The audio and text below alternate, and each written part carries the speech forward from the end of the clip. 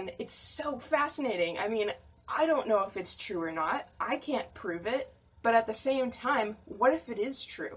What if you can do that?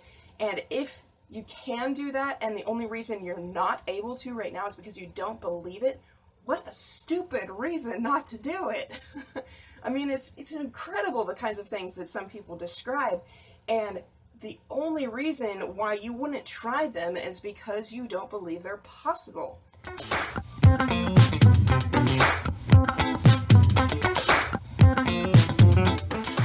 If you can only support creators who provide value and make you think, please consider contributing to my Patreon page the next time you watch one of my videos. Hello everybody and welcome. Today I wanted to talk about knowledge and capability. So, I've been feeling a little down lately, and it's taken me a while to figure out exactly what's been going on. I can't say that I know for sure exactly what has caused all of these emotions within me, but I have a feeling it's at least a couple of things. And what this emotional state has caused within me is a lack of motivation, and I haven't recorded a YouTube video in about a week, which most of you guys are probably like, oh, that's no big deal, it's just a week. But to me, after recording consistently for a month, that was like, wow, that's a long time to go without making a video. And in my eyes, a week of my life seems like an extremely long amount of time. So I feel like I've been stuck in this kind of low energy state for a really long time. But the truth is, in most people's eyes, a week is really not that long. So I definitely beat up on myself more than probably other people would in this particular circumstance. So when I look back on this and I try to figure out what exactly was going on, I narrowed it down to two things in particular.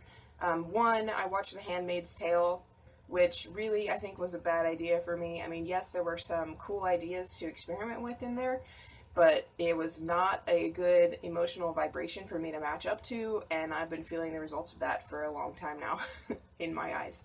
But the second reason is I have been struggling with the feeling of overwhelmment. And this is because I've decided to take on a new project, but the project is kind of like my YouTube channel, where it's just like, it could be so broad that I have no idea where to start. So that feeling of overwhelmment has kind of held me back, and it's reduced my capacity to even make YouTube videos, because here I am trying to plot out how to write courses, so that I can provide structured courses for people so that they can start learning certain skills and whatnot. I have 3 courses right now that I have somewhat plotted out, and trying to figure that whole thing out has been really challenging for me, because I don't want my courses to look like everybody else's. I want them to be unique and express my unique knowledge of these subjects rather than like the standard knowledge.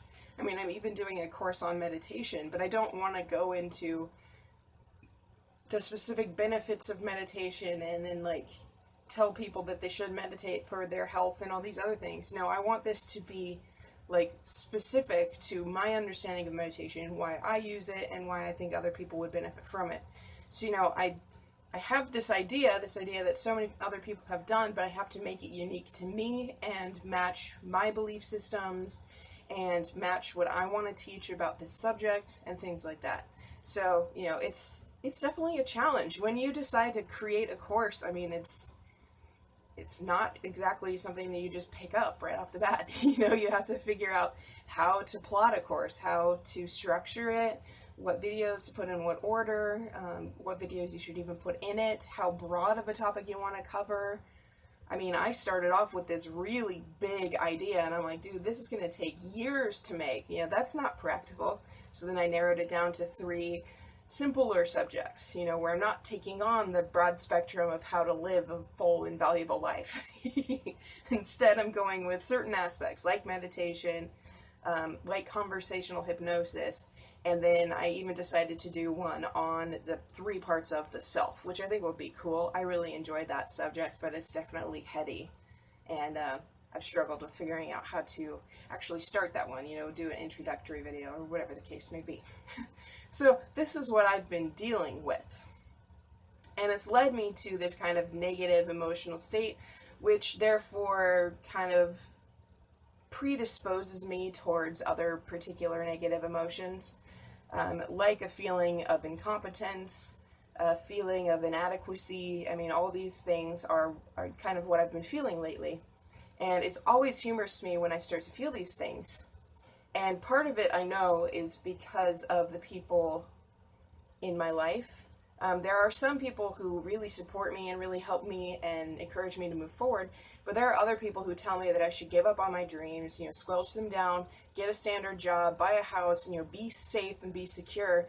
And while I am sure they are good intentioned, that is a terrifying thought in my head because giving up on my dream seems like a ridiculous thing, like, should I sell out to the standard way of life just so that I can be safe and comfortable? Or should I continue to deal with the struggle, continue to take the risks, and, continue to live dangerously in the eyes of other people so that I can pursue the things that I care about and that are important to me?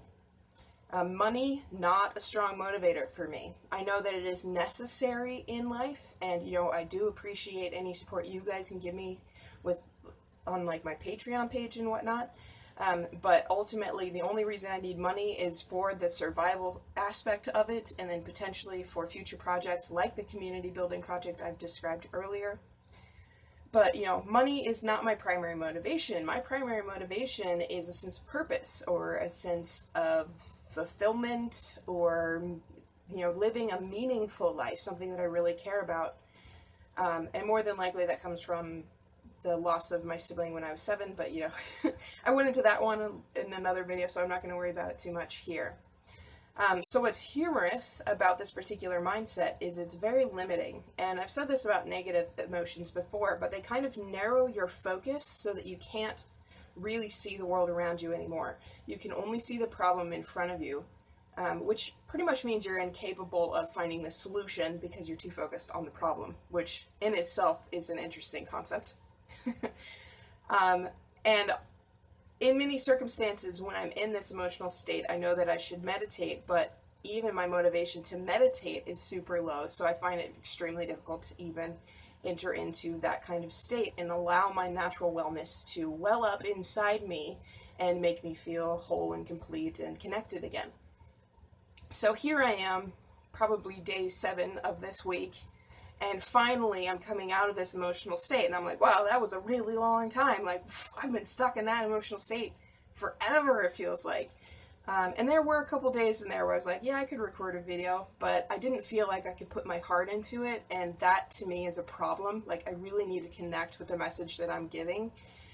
There have been a couple times where I've recorded a video that I wasn't like super enthusiastic in the recording of it, but usually I got into it as I was making the video, which is kind of what I do. So even in those circumstances, like on the days that I look drained or whatever, I would still perk up at some point and be like, oh yeah, this is so cool, like, oh my gosh, this is awesome, and all these other things, kind of like I am right now, where I wasn't necessarily enthusiastic when I started, but now that I'm talking, I'm like, ooh, this is fun, I'm feeling the energy, I'm feeling the movement, and that's always really cool. But from this negative emotional state, here I am doubting my own capability, saying this is impossible, I don't have any stories to tell people, I don't know anything, and all this other crap that we tell ourselves when we're feeling low. And it's interesting looking back at it from this particular state of mind, going, well, why did I even doubt my capability? Why did I tell myself I wasn't good enough? Why did I tell myself I didn't have ideas? Because truthfully, we don't know what we're capable of. We don't know what we don't know, and we don't know what we can do.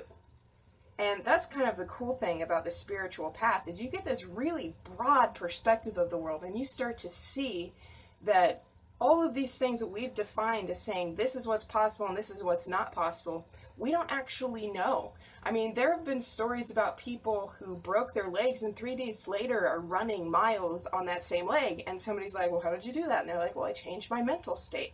I removed the broken leg from my history, and here I am. And it's so fascinating. I mean, I don't know if it's true or not. I can't prove it. But at the same time, what if it is true? You know, what if you can do that?